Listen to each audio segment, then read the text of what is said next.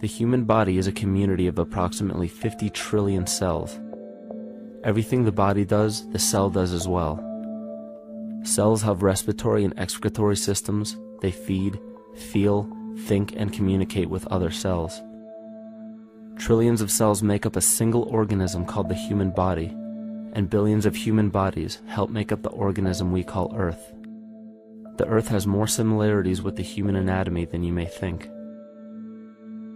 Earth has its own electromagnetic generation, just like the human body. Research has found that a direct current of electricity flows through perineural cells found around every nerve in the body.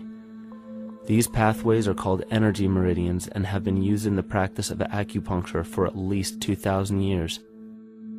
Dating even farther back is the notion of dragon paths or ley lines in which many megalithic structures and stone monuments were erected, marking the energy meridians of the Earth. These energy meridians are generated by the resonant frequencies of the Earth, called the Schumann waves. Each planetary body has its own resonant frequencies, and is determined by the circumference and diameter, as well as the speed of orbit and rotation. The Earth's resonant frequency starts at 7.83 Hz and ends with the 7th harmonic at 43.2 Hz, correlating with the 7 chakras. Ultimately, the greatest discovery of our Earth is its consciousness. A visible attribute of consciousness is an energetic field that governs the shaping of organisms. Morphogenesis is a scientific term to explain this very shaping of tissues, organs, and entire organisms. Consciousness is the creative force of the entire universe. It has been given many names such as God, Yahweh, Krishna, nature, the field, and divinity. The entire universe is in fact a single living, conscious organism with complete awareness of itself. The reason why it may seem difficult to comprehend this is because our understanding is typically limited by our language. When we hear the term conscious organism, we tend to anthropomorphize its definition. By giving it human qualities, we mistakenly look past what an organism truly is in the first place. The definition of an organism is any living thing capable of response to stimuli, reproduction, growth and development, and maintenance of homeostasis as a stable whole. Our universe does all of these things. The consciousness of our universe is responsible for the form and purpose that all matter assumes. The Earth's resonant frequencies are a result of its form. These frequencies are responsible for biological rhythms, such as menstrual and circadian cycles, as well as behavioral and emotional patterns. The frequencies are then picked up by the flora and fauna, which are biological instruments that respond to the wave patterns. The wave patterns resonate in the cranial structure of our head and converge in the center of our brain, which is where we find the pineal gland. The pineal gland is believed in many cultures to be the spiritual third eye responsible for intuition. Descartes called it the seat of the soul where mind and body meet. Each individual cell in our body receives an electromagnetic impulse from our central nervous system. They receive the very same impulse that was disseminated to every biological instrument from the Earth. An explanation of our conscious universe has been attempted by religion, science, and philosophy. The neglect of biological nature from any organism causes illness. A divorce from nature, exile from Eden, confounding of tongues, they are all symptoms not of a biblical God or deity, but the true self.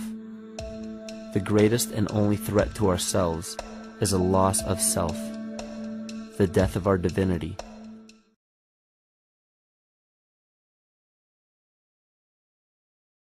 The universe is alive. Have you ever given any thought to where humanity came from? Why we are here, and on what mission? Most people are convinced that it's all due to evolution, which turned apes into humans. The rest assume the ape itself could hardly appear out of nowhere. Its creation had at least to be facilitated by some sort of authority figure, the creator. There are quite a few theories of human origin, and all of them can turn out far from being true. Why is that? The thing is, humans strive to identify themselves as the crown of creation without considering the actual possibility of being just a tiny piece of nature. In that case, can our infinite universe be a cell of one gigantic living organism? Let's go back to school, to a physics class. It will remind us that a cell is made up of molecules. A molecule consists of atoms, and atoms are composed of the nucleus and electrons which revolve around the nucleus. In the context of the universe, the planets represent electrons. The sun can be viewed as the nucleus in the atom being our solar system. And if we dig deeper, we'll see the galaxy as a molecule and our entire universe a cell. From an even broader perspective, there's a multitude of universes, just like cells in a human body. They come in infinite numbers. At a certain time, all of them are created, exist for a while, and then are doomed to destruction, which is confirmed by ancient Vedic scriptures. Doesn't it remind you of the life of a cell, its creation, life, and death? Recent research conducted by means of NASA's Spitzer Space Telescope revealed a stellar system made up of two intertwined chains, just like a double helix in a DNA molecule. The system is 80 light years in length. Intriguing, isn't it? But that's just the start. According to a study published in Nature's Scientific Reports, the universe can grow just like a gigantic brain, with the electrical firing between brain cells mirrored by the shape of expanding galaxies. It turns out that natural growth dynamics, or the way the systems evolve, are the same for various types of networks, be it the internet, human brain, or the universe on the whole. That leads scientists to believe that the universe does grow like a brain. Based on the above, it is logical to conclude that the universe is not a mechanism, but something much bigger. It is alive not just in its small elements, organic substance, biological bodies, biological communities, and the biosphere of the planets, but as a whole. All the small and big elements in it are closely interrelated and interdependent. Clearly, this can't be proved by purely scientific data that exists today. Taking the universe to the scientific laboratory and experimenting with it is beyond our human capacity. But let's list the major arguments in favor of this theory. Number 1. The idea that the universe, the cosmos, is alive was voiced by outstanding 20th century thinkers. At the dawn of the space era, K.E. Tsiolkovsky wrote his book, The Living Universe. It states that all bodies are sensitive, or more precisely, irritable, responsive to a greater or lesser degree. Dead bodies, to a lesser degree, living bodies, to a greater degree. It actually points to the fact that everything existing in the universe can be considered a living body or its part. Therefore, the universe as a whole can be regarded as a living organism. Number 2. Oriental spiritual teachings, as well as famous mystics and spiritual gurus, also view the entire universe as a living being, some living structure, or, in other words, the living cosmos. who knows how close to or far from the truth are all the theories above? Nevertheless, why can't we hope to look in the face of the Supreme Mind one day and discover it to be the living universe? Leave a comment below and tell us what you think about the ideas above. If you liked the video, push the like button and subscribe to our channel.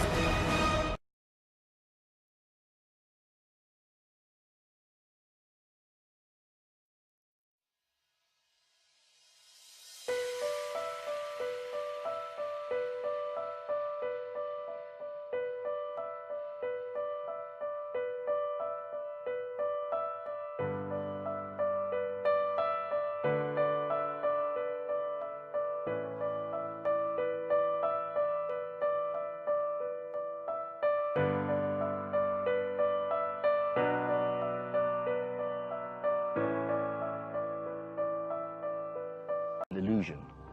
Progress in our understanding of the universe through physics over the past quarter century has been exploring deeper levels of natural law, from the macroscopic to the microscopic, from the molecular to the atomic to the nuclear to subnuclear levels of nature's functioning, so-called electroweak unified scale, grand unified scale, super unified scale.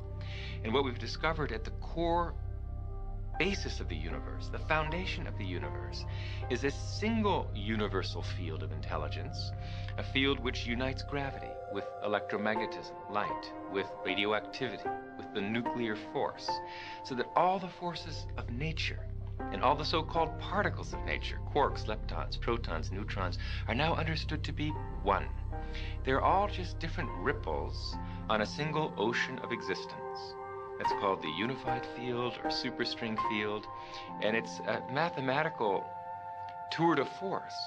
But we have realized Einstein's dream. He dedicated half of his life to discovering this unified field, and now in the context of the superstring, that has been achieved. So unified field theory is based on the superstring identifying a single universal field of intelligence, an ocean of existence, at the basis of everything, mind and matter. And all the so-called particles of the universe, the forces in our universe, everything in the universe are just ripples on that ocean of existence. That's the unified field. And that field is a non-material field. It is ultimately the field of consciousness. And all our separate consciousness, wherever there's consciousness, is merely consciousness by virtue of the fact that my consciousness, your consciousness, are ultimately that. Everything in the universe is really nothing but that. Planets, trees, people, animals, we're all just waves of vibration of this underlying unified superstring field. We are really united at our core. And ultimately the understanding that's emerging will be that there is only one consciousness in this room. And it is you. And it is me. And it is each and every one of us. We individualize our consciousness through the filter of our nervous system. But the consciousness itself, our very inner subjectivity, the self in the big sense, that is universal. And knowing that, knowing it through experience, is called enlightenment, and has been called enlightenment through the ages. It sounds like you're going down through the physical realms, leptons, smaller, and you're saying at the base, it's not solid, it's intelligence. Why do you use the word intelligence? That is a very brilliant question. What you're saying really reflects a bias that all of us share. Everyone who's grown up in the scientific world is used to the concept that we're living in a material universe, an inert universe, a universe of dead matter. And because of that, it's difficult instinctively to grasp that we're not really living in a dead universe, that the universe is overwhelmingly conscious at its basis. See, what we have seen and studied for 300 years of classical physics is what we call billiard ball mechanics, macroscopic physics, classical physics, the physics of billiard balls, cannonballs, and planets. But quantum mechanics, even at the molecular level, let alone atomic, nuclear, subnuclear, in the realm of quantum mechanics, the idea of particle is replaced by the idea of wave function. And what is a wave function? Technically, it's a vector in a linear space. Well, what's a vector in a linear space? What's it made of? What's the substance of nature? Well, a wave function A vector in a linear space is made of the same stuff thoughts are made of. We're really living in a thought universe, a conceptual universe. Quantum mechanics is just the play and display of potentiality. So the point I'm making is the deeper you go in the structure of natural law, the less material, the less inert, the less dead the universe is, the more alive, the more conscious the universe becomes. Then when you get to the foundation of the universe, the unified field or superstring field, it's simply a field of pure being, pure intelligence. Intelligence because it's the fountainhead of all the laws of nature, all the fundamental forces, all the fundamental particles, all the laws governing life at every level of the universe have their unified source in the unified field. That makes the unified field the most concentrated field of intelligence in nature. Non-material, dynamic, self-aware intelligence. Those are the properties of the unified field. But when you have to ask the question, waves of what, really? What is the field that is waving? Is it the ocean? No, it's a universal ocean, an ocean of pure potentiality, an ocean of abstract potential existence. We call it the unified field, or superstring field. And that's what we're made of. So, as you said, the tighter physics have tried to grasp onto physical reality, to understand what it's really made of. What are the core building blocks of life, at the basis of it all? Life, the universe, slips through your fingers, and you come up with something that's increasingly abstract to come to the realm of pure abstraction. And that's what the unified field is. It's pure abstract potential, pure abstract being, pure abstract self-aware consciousness, which rises in waves of vibration to give rise to the particles, the people, everything we see in the vast universe. That was great. I got goosebumps on that one. So it may take a generation, unfortunately, it may take a generation. Now that simple techniques, universal, non-sectarian, scientifically verified techniques exist to gain enlightenment, it still may take a generation before these life-saving technologies to develop consciousness are reintroduced into education. You said non-sectarian. Does that mean like non-religious? Is that what you mean by that? The experience of pure consciousness really transcends any one religion or any one philosophy. It's as scientific as it is religious. It is, after all, a state of functioning of the brain, maximally expanded comprehension. It's the direct subjective experience of the scientifically discovered unified field of all the laws of nature. Is that religious? Perhaps, but it's scientific too.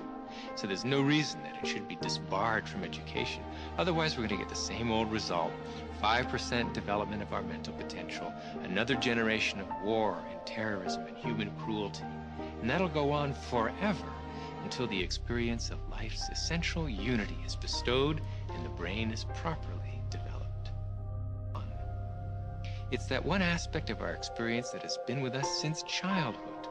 Although our beliefs have changed, our friends have changed, our bodies have changed, typically for the worse, that one thing that gives that continuity to our experience day by day, that's our consciousness. It's our subjectivity. It's the Atman, the self. And that self, which is the same for you as for me, ultimately, is this unified field discovered by science, which is essentially the creator of the universe. That is our authority. That's our dignity. If we only knew ourselves, we would rush to experience higher states of consciousness, where that experience of our unbounded subjectivity is never lost, even during the depths of sleep. The deepest level of truth uncovered by science and by philosophy is the fundamental truth of unity. At that deepest subnuclear level of our reality, you and I are literally one. Bill Hicks used to finish his shows with this. The world is like a ride at an amusement park, and when you choose to go on it, you think it's real, because that's how powerful our minds are. And the ride goes up and down and round and round. It has thrills and chills, and it's very brightly colored, and it's very loud, and it's fun for a while.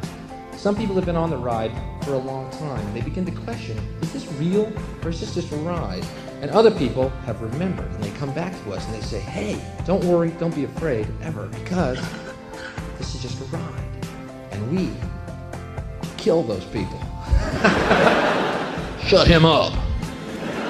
We have a lot invested in this ride. Shut him up. Look at my furrows of worry. Look at my big bank account and my family. Has to be real. It's just a ride. But we always kill those good guys who try and tell us that. You ever notice that? And let the demons run amok? John Lennon, murder. John Kennedy, murder. Martin Luther King, murder. Gandhi, murder. But it doesn't matter because it's just a ride. We can change it anytime we want.